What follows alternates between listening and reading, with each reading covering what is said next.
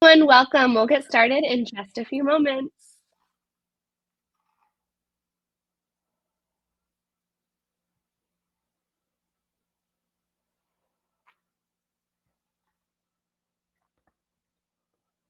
I love that everyone is calling out where they're from. So far, the consensus is Tampa is the warmest place that may have sun. A lot up. We have North Carolina, Denver.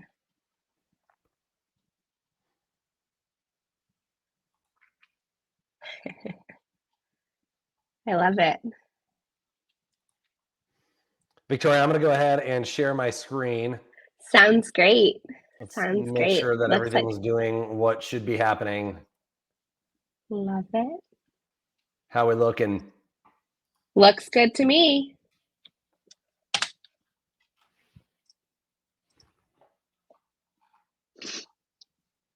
Great. We can get started in just a minute. I think we have some more people trickling in.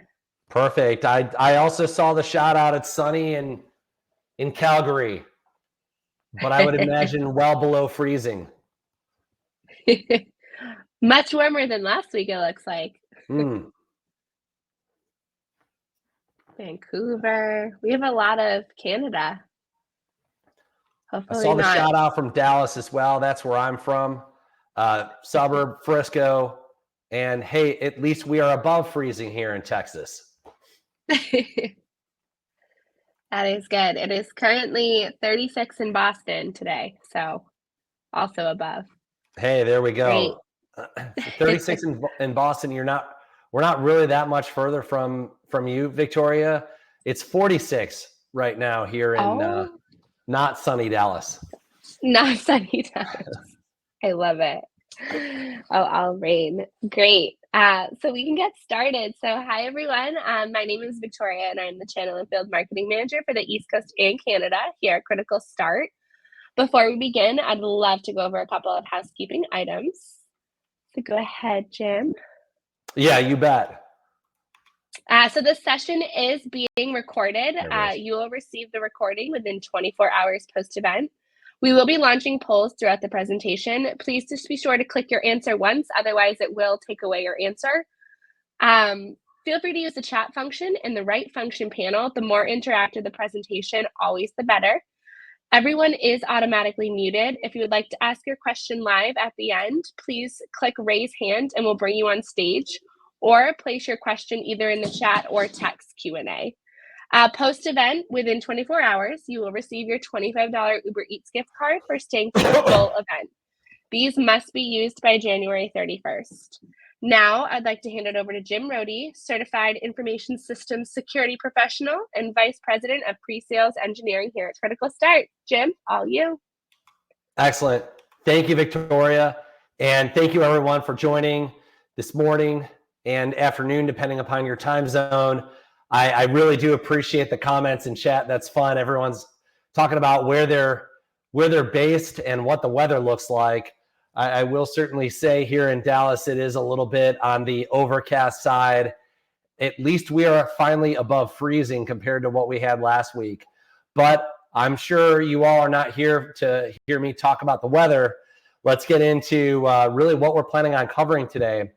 And when you think about Critical Start, our experience as an MDR provider, where we have been responsible for covering millions of endpoints, what we have found out that one of the most common sources of successful attacks is coming from unmonitored infrastructure within a customer's environment. And when I say unmonitored infrastructure, specifically, I'm talking about not having the right tooling being deployed, specifically your EPP, EDR tools. Most organizations have made significant investments within these tools, but it's surprising to see the number of organizations that have very small gaps in coverage that end up being really big deals. And I'm about to go a little off script. I'm actually going to talk about two of our existing customers being compromised. Yeah, you heard me. Two of our existing customers. Now, why the heck would a MDR provider or any security provider for that matter, talk about such a thing? Well, first, let me make sure we got a lot of existing customers on the line. We're still helping protect everyone with our world-class SLAs. We're built on unfettered transparency. You see what our SOC sees. I believe the SLA piece is the most important part. We will resolve every single alert that's coming into us, regardless of priority, and we've got to get that done within 60 minutes. That is how we have been built, and we have been able to build our world-class MDR service. But I want to jump into these two customer examples to kind of set the tone for why it's very important to have a strategy around endpoint coverage gaps. So just to level set, critical start, we also have our own incident response capability. And yes, many of our other partners that may be on the line as well have this capability too. Really the bottom line with having this IR, what I call for short, is this extended capability is where we can come in and we can figure out the why to a breach. We also have proactive services such as policy evaluations, tabletop exercises, and a whole bunch more. So now on to the story, just to kind of level set a capability. So in this particular customer use case example, I should say, we encountered the particular customer is in life sciences research. They're a global leader in this space, and they fell victim to a particular type of malware called bootloader. Now, the first indication of trouble came from alerts that were being driven from Microsoft Defender for Identity. MDI is what I call for short. And that signaled a potential compromise of over 50 user accounts. Yes, 50. Now, once we got our incident response team involved to then start to really kind of focus on the why, means, opportunities, motives of the adversary, we were able to quickly determine that the breach originated from an unprotected endpoint. Tracking back the incident, we found that it was a user was actually deceived by a malicious pop-up ad. They unfortunately accidentally downloaded this malware, and what happened was it set off a big chain reaction. The attackers then exploited this breach to then gain access to that first end user's credentials, and then it enabled the adversary to then conduct recon or reconnaissance, harvest additional credentials, and extend their reach well throughout this organization's enterprise network. Now, their EPP EDR tool of choice was Microsoft Defender for Endpoint. If they had Microsoft Defender for Endpoint deployed on that solution, the malware would have been detected. Now, I'll get into the rest of the prevention towards the end of the discussion and the how, but let's move over to another customer example. This was another incident, existing customer. It was a large national law firm that was hit by multiple stages within the kill chain, kind of more towards the end of the kill chain. Specifically, it was ransomware and data exfiltration. Now, there was a vulnerability that came from an outdated system that was internet facing, and rest assured, EPP EDR was one of the gaps. But yes, there were numerous vulnerabilities that were part of that system as well. But that wasn't the piece of how they got in. What actually happened was the threat actors had brute forced a user account, and RDP happened to be open and listening on the internet. And once they were able to get in, that entry point, and then the adversary was able to deploy Mimikatz, which again is something that can be easily detected, by endpoint software. And then they were leveraging that to then pivot laterally throughout that firm's network. And then they were able to collect credentials as they went. Now, this is where it gets a little bit more interesting. The attackers, they were pretty darn cautious to avoid detection on the systems that had the right EPP EDR installation on the systems that we were providing protection MDR coverage for. They only deployed the tools on that initially compromised endpoint. Now, again, we can get into a lot of philosophies of establishing a beachhead, adversary techniques. I'm kind of going with the high levels, right? Because the initial point that could have been caught was the deployment of certain types of tools, and even potentially earlier on in the kill chain with the right EPP EDR implementation. Now, how could have all this turned out differently?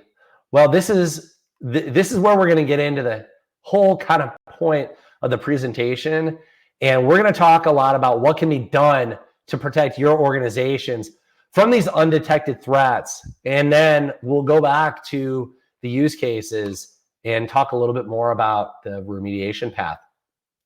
So for the purposes of today's discussion, we're going to cover a number of different things. First, the future of MDR, really where we're headed on the critical start side. And I'm going over one of many new capabilities that we're bringing to bear in what we call our new Managed Cyber Risk Reduction portfolio. The next thing we're going to hit is the challenges of what I like to say is legacy MDR. We're going to also cover risk of endpoint coverage gaps and why current approaches fail. And then we're going to start to get into that expanded MDR service and the capabilities that we have that's going to enable us to close these endpoint coverage gaps.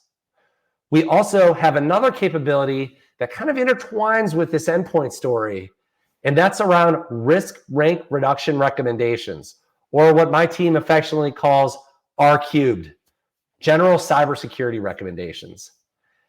We're also going to cover how this capability extends beyond just the security team and goes and has impact well above and beyond, just security, any sort of IT stakeholder or anyone that is responsible for cyber risk. And then last but not least is the importance of protection across endpoints. I do have chat up. I also have Victoria monitoring as well. So if anyone has any questions as we go through, by all means, please speak up, and I will try to do my best to answer in real time. So now let's talk a little bit about the future of MDR, Managed Detection and Response. And as I looked at the attendee list today, we have everyone from CISOs to security operations to IT operations, IT, kind of a whole wide variety of representation of folks within the audience. And I would assume most have discovered at this point that managed detection and response is more reactive as it relates to your overall security program. And really, that detection and response piece, the efficacy of that is dependent upon the signals that are being fed in. And this was a presentation that came from Gartner. They actually, this was presented at their Security and Risk Management Summit. This was kind of right around last summer, towards the end of last summer. And the future of MDR, this was one of the leading analysts who track all the MDR providers that are out there, basically said the future of MDR goes beyond reactive threat-based security into proactive areas that include exposure awareness and cybersecurity validation. And so for the purpose of the presentation today, we're going to think about the world in terms of, and I'll start to build this out, shifting from making assumptions that your controls are working, we're assuming that they're working, to being able to validate the fact that they are truly doing what they're supposed to be doing. Next is proactive identification of potential security gaps for greater visibility into weaknesses the adversaries could exploit, as well as the need to approach cybersecurity differently. In looking at an MDR solution that is incorporating proactive capabilities, like being able to find assets that require endpoint security software coverage. This is going to enable the targeted hardening of defenses for those endpoints that are in question and basically stop them from being compromised. So when you get into some of the challenges of legacy MDR is great at what it does, detect and respond. But without 100% visibility across endpoints that you can deploy your endpoint detection software on, legacy MDRs can't tell you where these high-risk areas reside within your managed assets. And what I always like to say, as an MDR provider, if I can't see everything, I'm still flying partially blind. Without the proper processes and tooling in place, there will always be several endpoints that are lurking somewhere within your enterprise that are connected to your domain, connected to other enterprise assets, have some sort of maybe cache administrative credentials, other things that can lead into breadcrumbs for the adversary to use against you. Again, even if it's a small percentage, that still needs to be protected. So what happens is legacy MDR puts the luck on the side of the threat actors by having limited visibility into this endpoint coverage. The inability to discover all assets that have been connected to the network. There's another inability to identify these blind spots across the environment. And what that does is it leaves security leaders unsure if critical endpoints have the proper endpoint security controls installed and functioning, and it potentially opens the door to breaches. Now, this is especially true when you think about how agile our IT transformation initiatives that we have are. When you think about teams like DevOps and IT, they have a lot more autonomy to be able to self-provision endpoints that align to their needs. Now, what will happen is this freedom and this level of agility can create blind spots as misconfigurations can happen or exceptions to policy. Taking on unneeded risk without thinking about it may potentially happen. Now, and then this is probably where I will have Victoria help me on this. We have a poll question that is coming up, and as I mentioned, we have a kind of a great level of diverse backgrounds within our audience today. So just really curious to hear from everyone who has done this, has seen someone on their team who's done this, may have been impacted by something like this downstream. I'll read out the question, which is, have you or a colleague spun up an endpoint real quick without taking the time to consider security implications? And I will give a little bit of time to respond into the poll. I'm monitoring it on my side, Jim, and currently there are 10 people that are saying yes. Hey, there we go. 8. Okay. Oh yeah, there we go. And those of you that notice I'm looking in a completely opposite direction, this is a symptom of having a problem of having a large monitor. I do see the poll questions starting to add up. So that's actually really quite interesting. So the total number that we have is 15 so far for saying yes. 17 is no.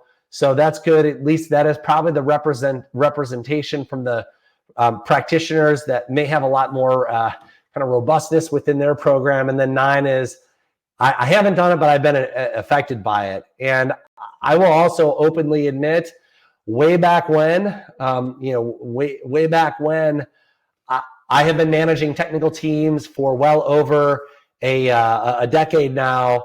And, sometimes we forget about the casual, I need to spin up this VM really quick to test something. That would obviously be part of the question in my previous years, again, with the technical teams, something, as innocent as VMware Workstation. Sure, you have the hardened OS image or hardened to some degree, but, again, there can oftentimes be exceptions to policy that happen. So, okay, openly admitting I have once or twice been a direct offender of this. Our CISO would not let me do that here at Critical Start. Don't worry, George Jones, a plug for you. Anyways, back to our program here. So I really do appreciate everyone responding to the poll question. Now, if I can work PowerPoint. Okay, there we go. On to the next slide. Excuse me. So let's talk a little bit about the risks of endpoint coverage gaps. And then, by the way, the poll questions are anonymous, just to also level set there too. So when we think about today's economy, when you and your teams are being tasked to do a lot more with less, there's no room to be surprised by a security incident or breach that evaded a control that you thought was truly in place. And according to research that was conducted by a security firm called Panacea, what they found was 82% of security leaders are feeling this pain. And so from one small crack in your defenses, threat actors, they're expanding their reach through unchecked lateral movement to then, of course, cause immense financial, operational, and reputational damage before this is discovered too late. And on the business side, this spiral keeps organizations in this consistent reactive mode as additional downstream impacts are compounded. Again, thinking about business terms, there can be more strain on existing staff having to keep up with these escalated workloads versus shifting left and thinking about making changes to policy or making sure that you have the right security controls implemented in 100% of your environment. You have financial loss that's associated with containment, remediation, fines, legal liabilities. There can be reputational damage that erodes customer trust, business disruption. Think of in the manufacturing vertical. You can have an entire line that gets shut down for multiple hours. Or if you're in a vertical that helps support knowledge workers, productivity being slowed. There can be rising cases in compromised sensitive data, and there's also the other piece too, which is, again, if there's a security control that gets bypassed, even internally, there can be a heightened amount of executive scrutiny that happens questioning certain cyber risk management strategies. Why did you not think that this was, we made this big investment in this particular tool set. Why did it not do what they said that it's supposed to do? And just by reacting to alerts and dropping in the specific remediation action where appropriate, sure, it's helping correct a lot of things, but there still may be some potential blind spots. And what happens is this ultimately leaves you and your teams exhausted and undermines confidence in whether these security controls are truly doing what they're supposed to be doing. Now, I want to keep this really interactive. So we got another poll that's coming up. And let's take a second to see if these findings by Panacea resonate with some or many or nobody for that matter. So I'll read out the question, which is, as a security leader, have you been surprised by a security event or breach that evaded a control that you thought was in place? And you got a couple of choices: yes, no, NA, or prefer not to answer. Let's see how we're doing here.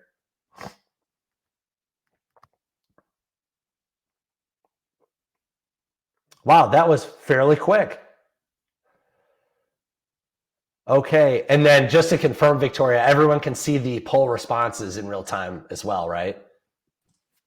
They should be able to. If not, we can read them out loud as well. Yeah, there we go. Well, so I'll make sure to read them out loud. So what we have in so far, we have 22 votes for yes. We have, that number is starting to climb on no. We have 14 votes for no. And then we have NA or prefer not to answer. So actually that's a pretty good set of responses. I really appreciate everyone's participation in the webinar today.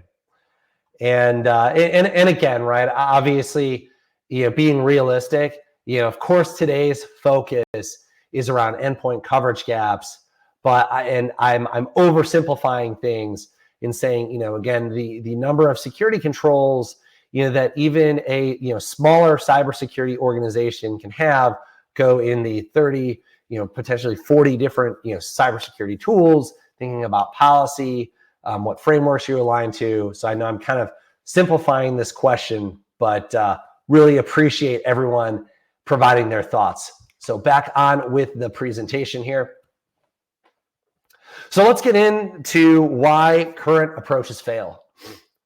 So if you feel like you're the only one who has the tools to put out fires, instead of the tools that enable you and your team to be more proactive by taking action in preventing these issues from happening in the first place, well, I'm here to tell you that you're not the only person. You're not alone. Last year, we published a report that's called the Critical Start Cyber Risk Confidence Index. And this is something that's available on our website. And within this report, we found that 90% of organizations lack the time to continuously monitor security posture and identify potential areas of control failure. And without the time to ensure that their MDR is receiving all the expected signal, it's also not surprising to hear that legacy MDR relies heavily on a couple of different things. One, manual asset discovery processes. So again, look, Critical Start, this is the land that we lived in before introducing some of these new capabilities. The whole idea of manual asset discovery processes, right? I would rely on you as the customer to tell me what you have and where you're going to be deploying that endpoint security software. I'm taking your word for it. Again, you are the one who is running that cybersecurity program. It was, hey, give me whatever signal you can, and then I will go and perform investigations and find the things that are truly actionable, and if allowed to, implement the appropriate level of remediation. The other things that legacy MDR providers rely heavily on is periodic scanning. And when I talk about scanning, this is again just more aimed towards host discovery versus automated continuous scanning. And then the other piece too is the whole notion of single snapshots versus having point-in-time visibility. So when you think about onboarding with an MDR provider or onboarding a cyber, basically an endpoint security tool within your own internal detection and response program, oftentimes there's this big initiative to go fund whatever tool you had. You're identifying your managed assets to then determine what licensing you need. But then you're relying on your existing processes for decommissioning of assets and the commissioning of assets to ensure that security software is being deployed. A majority of the time it happens. But as we know in the real world, there's always exceptions to policy. And they are very valid exceptions as well. Let me make sure I'm building this out. It's also not surprising to hear that the report found 67% of organizations have been breached in the past 2 years, despite having traditional threat-based detect and respond security solutions in place. And again, this highlights the risk in coverage gaps and helps solidify the investments that we're making. And it's clear organizations need greater endpoint security visibility to be able to help reduce greater amounts of risk. So again, everyone's been super interactive. I really appreciate it. And I do promise this is the last poll question we have. And I'll read it out. And that is, does your organization rely on manual asset discovery or periodic scanning to ensure that your MDR is receiving all of the expected threat signals? And when we say threat signals, since this is more of an endpoint focused presentation, let's just focus on endpoint signals right now. By the way, a plug for one of our other capabilities, we do have a way to report on log sources that are being fed into your SIM that we would be doing monitoring for that have gone quiet. So for instance, if you have Splunk or Microsoft Sentinel or one of the other SIM technologies that we manage, all of a sudden you're feeding in firewalls into SIM, those firewall logs go quiet. We will provide this level of detail right up within the dashboard, which is called our cyber risk dashboard. All right, I got to stop talking. Let's go ahead and take a look at the votes that are coming in.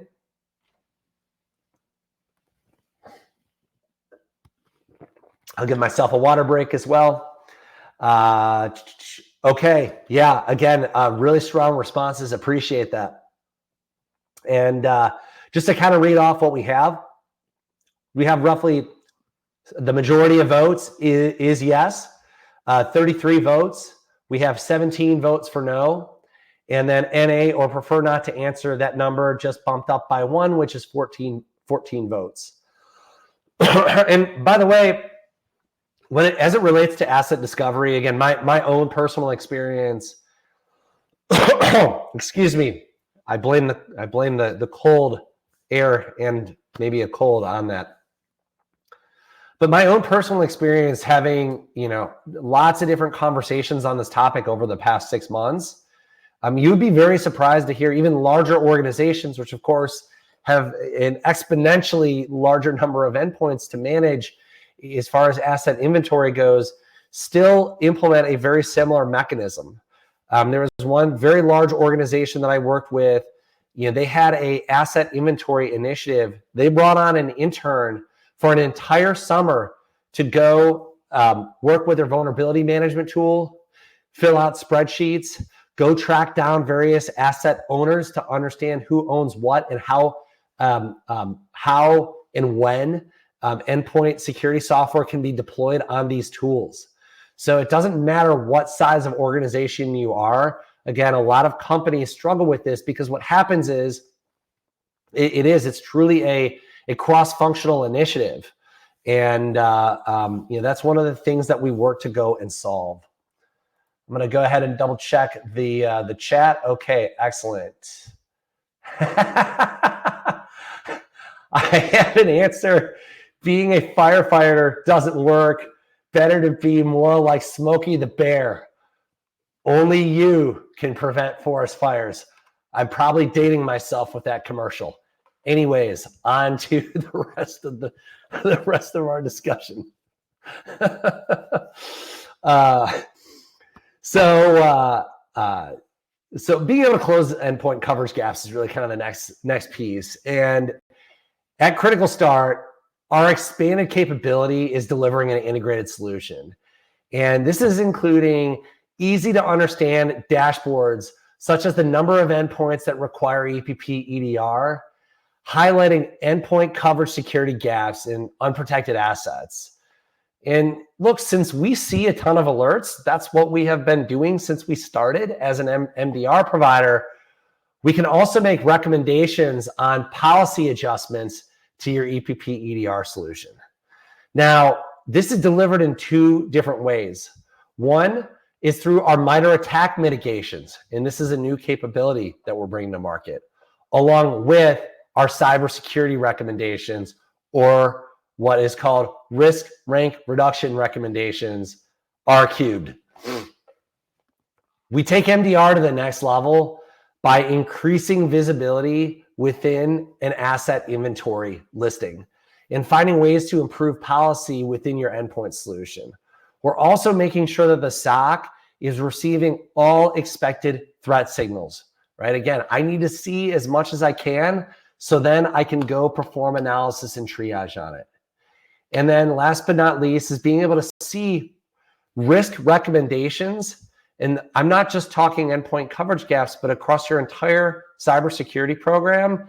And those are stack rank. It's very easy to understand what is the highest priority from Critical Start's perspective and what is the lower priority. Excuse me. Now, this also exposes risks when you think about the legacy MDRs. The risk that they miss is, again, what's really important is you got to help security teams dramatically reduce risk, and it's all about optimizing that MDR and making sure that you're hardening defenses and providing actionable insights to then go and remediate these gaps within endpoint security. So now let's get to the how does this capability for endpoint coverage gaps work? And this is something that's been near and dear to my heart. Again, as I mentioned, we started making these investments in this capability. This was actually back in March or April of last year. And it's really exciting to see this capability now in GA. So the first thing is we need to get the data in. And at a minimum, you need to configure at least 3 key sources. So that's going to include your vulnerability management tool. And this is really the best for enabling that network-based host discovery. Sure, there are other tools that can help accomplish this, even with your own endpoints. But again, being able to import that data from a VM tool is really important. And it's all about finding those assets that are part of your enterprise that lack the proper security controls, and do that via the network discovery where applicable. Next is we want to get data from your IAM solution. So identity and access management. And in the example that I have posted in the screen, we have Entra ID. That is the artist formerly known as Azure Active Directory in the land of Microsoft. You need something that includes a listing of assets. What we need, I should say rather, is we need something that includes a listing of assets that are managed at a minimum. Anything that's helping enforce device compliance is essentially what we're looking for. In other words, give me the machine names. And then, of course, as part of the MDR solution, or I should say solutions, yes, I did say multiple, that's the last kind of essential data point that we need to be able to put together this bigger picture. And yes, I did say solutions, plural. So if your server team prefers CrowdStrike and your workstation team prefers a different solution, don't worry, we have you covered. Now, next step, we're going to take all this data from these different feeds, and then we're going to apply our own proprietary deduplication. We're looking for a number of uniquenesses that's kind of bringing together the bigger picture, which includes IP addresses, host names, MAC addresses. A MAC address, of course, would be a really big one to help identify that uniqueness from all of these kind of different data sources. Now, the last step is we're comparing those unique hosts to the data that you have within your EPP EDR console to then see what has been deployed versus what is missing endpoint security coverage. And then we're rolling that up right front and center within the cyber risk dashboard. So we've heard it directly from our existing customers. And as we were developing this new capability, we heard that they were looking to identify and remediate coverage gaps, as well as utilize industry best practices to make sure that they're making the informed and right risk reduction decisions. And so if you think about endpoint coverage gaps, that's really a single feature within our broader asset visibility offering. And it's one of the many sources of truth within this screen that you see here. By the way, asset visibility, hopefully everyone can see my mouse, is highlighted in yellow. And that's feeding into our risk rank reduction recommendations, R cubed. And with this data, it's part of the cyber risk dashboard. And you can analyze your organization's overall security posture. And again, this is providing risk exposure, peer benchmarking, and a whole bunch of other greater detail. Again, the whole goal of this screen that we're looking at is enabling you an easy way to reduce the greatest amount of risk per dollar spent for your cybersecurity program. Now, what the screen also does, and I have a little demo I'll show too, so that you can kind of see the text a little bit better, but it gives you the ability to drill down upon multiple categories. This includes the probability of a security control being exploited, impact to your organization, as well as a best guess in terms of level of effort to implement. And I'll give you an example. The cybersecurity team is getting the alerts from our detect and response service. They're investigating, they're taking action based upon that capability. But the installation, in many cases, of that EPP EDR tool, in this example, may be done by the IT team, not the security team. Within these new capabilities that we're bringing to market, in the additions that we have within the portal, we have the mechanism to then give limited access to IT teams so that when remediation is needed for endpoints, the IT team can see as much detail as the security team sees. Again, it's making sure that stakeholders that have to come together, stakeholders from different departments that have shared or semi-shared responsibility get a single pane of glass. Now, finally, there's this concept of a team benefit with expanded MDR. But I like to say MDR for everyone. Had too much coffee. There you go. The right information is going to the right teams and is helping reduce cybersecurity risk for an organization. And now we're focusing on proactive capabilities to show gaps where the unprotected assets reside, and that can help security teams spend less time working with their peers on the IT side because their peers are already empowered with the data required to remediate risk. This also saves time for security teams as they are spending less time pushing information to their peers. This partnership, it's super important to help CISO and SecOps leaders ensure visibility across all attack surfaces and really be able to secure those complex hybrid environments.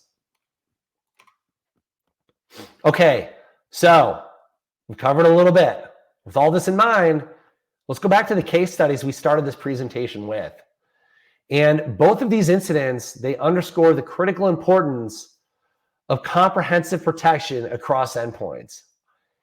In case one, if the initial endpoint had been safeguarded by the right EDR solution, in that case, it was Microsoft Defender for Endpoint, and of course, we were monitoring them, we had MDR monitoring, that bootloader malware impact would have been confined to that single system, and therefore, like really mitigating, the overall damage that was done. When we think about case study number two, the fact that the adversary only accessed unprotected systems highlights a key aspect of our service. Well, it proves that it works too, but it effectively safeguarded the systems that it was deployed on. Right? Again, it's all about being able to look at any possible tripwire that the adversary can stumble on for various endpoint attacks. Now, had that initial breach been under our protection, the early stages of the attack, such as that unauthorized download of hacking tools and the credential scraping would have been detected, and it would have prevented that extensive compromise that followed. And so this is the reason why it's time to have an MDR that brings visibility to endpoint security right front and center, or otherwise these gaps in coverage may have gone undetected. So I have a little portal demo that I want to show just to give those who have not had a chance to see it an idea of, again, kind of all the work that our various teams here at Critical Start have done. And again, kind of show what things may look like within this is a fake live customer environment. So what we're looking at right now, this is a new dashboard of ours. It's called the Cyber Risk Dashboard. And I'm going to quickly point out a couple of highlights within the Endpoint Coverage Gap program. So I talked about how easy it is to figure out where managed assets, assets that are part of your enterprise are missing endpoint security software coverage. This number right here for this organization, it's basically saying 438 assets need some type of endpoint software to be deployed on them. It's showing that right front and center. Oh, by the way, right here, I did the little plug for SIM and XDR health monitoring. This is giving you an idea of how we roll up that data when log sources have gone quiet within that capability.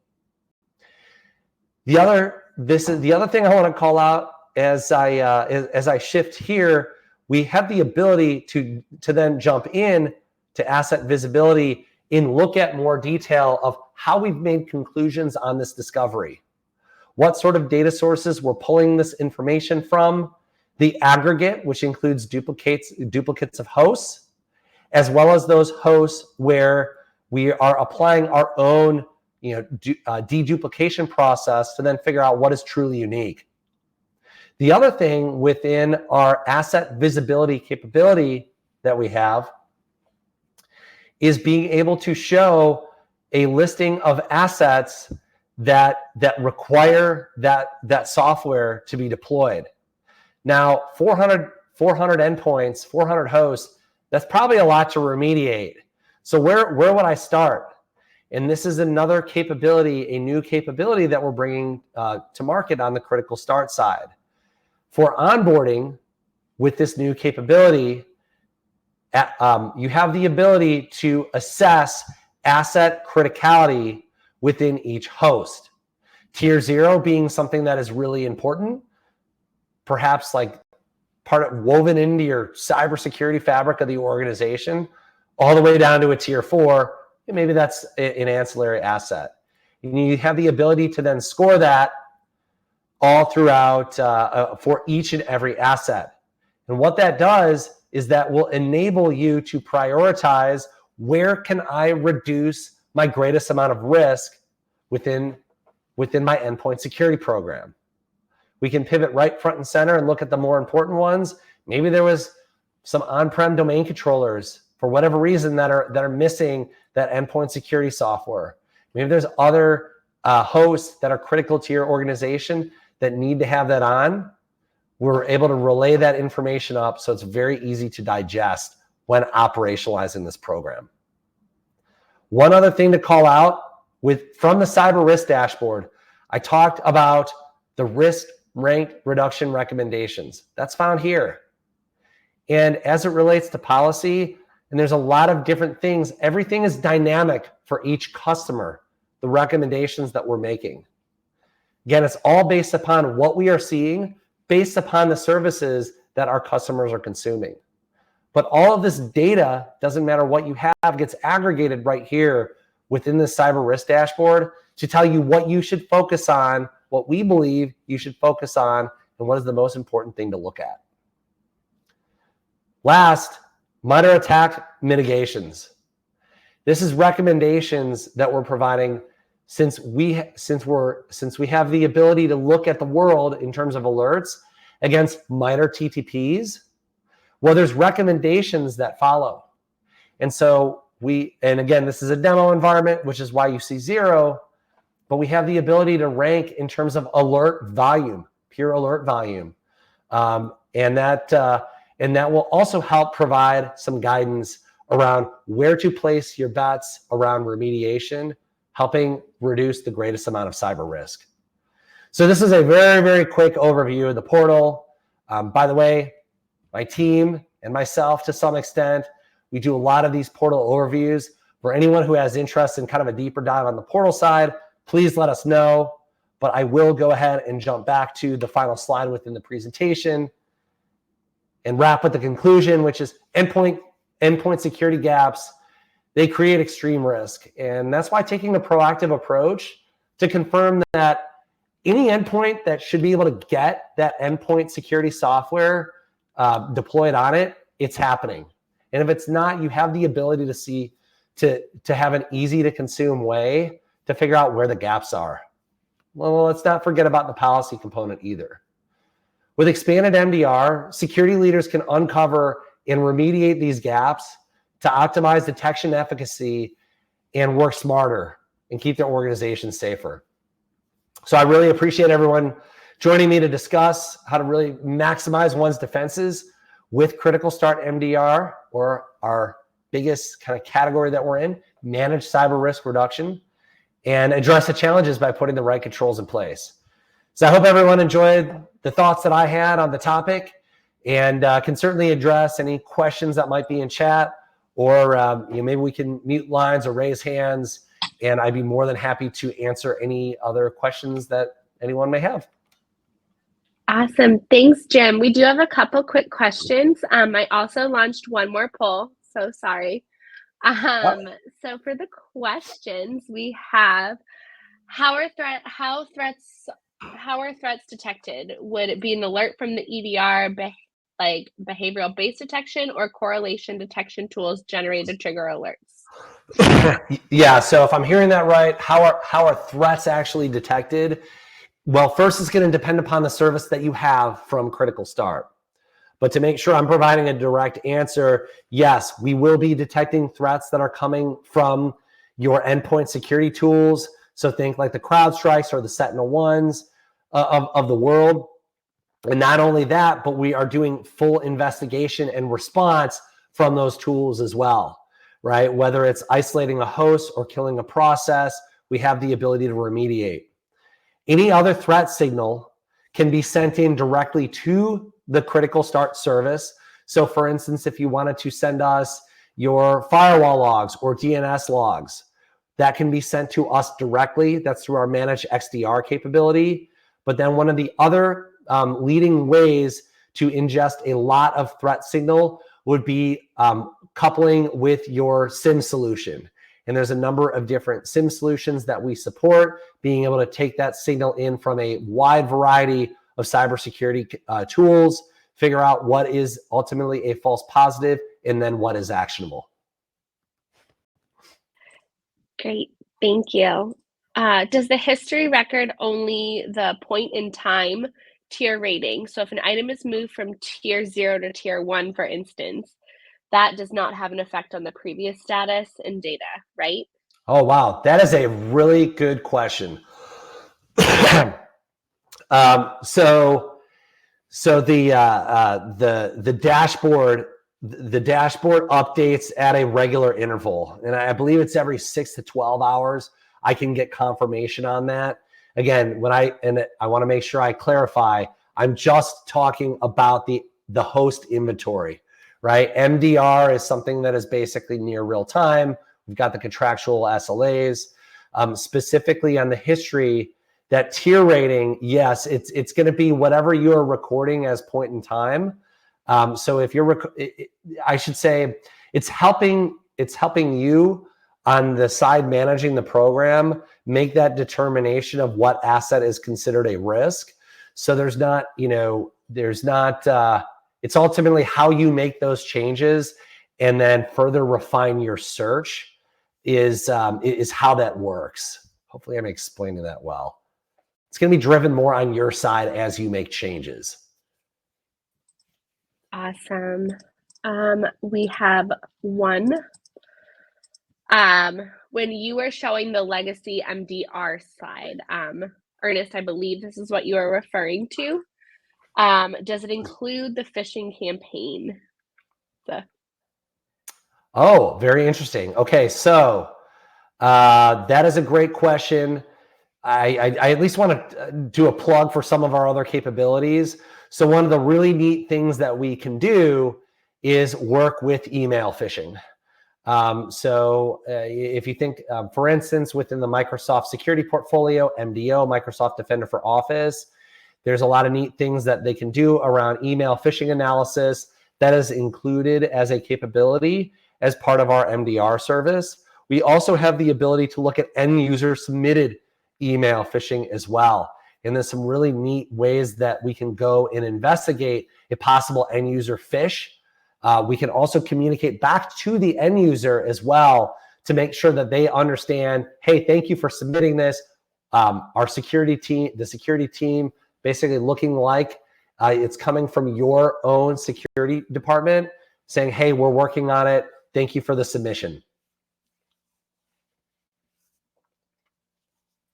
Great. Awesome. I know that there was one more, there was kind of a second part of the first question from Felipe. Are those frequently reviewed and updated based on the threat landscape or rules are pre-sent within the solution? Is it possible to create something customized per customer request? For example, I may ask to be notified on some event that for you is not necessarily a security incident, but could be breach an internal policy. The answer is it depends. So the signal would need to be most likely coming. The signal would need to be aggregated from Microsoft Sentinel. I think there are some policy considerations. I may not be able to do the answer justice in a minute or two.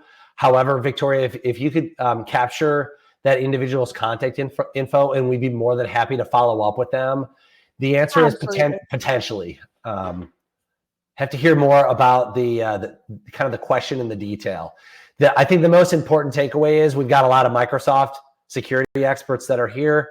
I try to play one on TV, and we'd like to hear a little bit more about the specific problem you're looking to solve, and then we could tell you how we could potentially solve it.